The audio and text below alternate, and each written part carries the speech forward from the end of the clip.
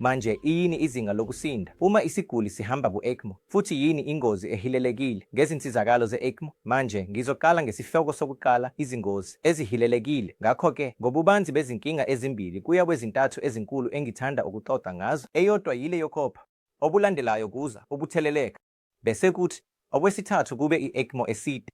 Manje siza kumbuzo wesibili futhi obaluleke kakhulu, yini ukusinda kwesiguli ku-ECMO?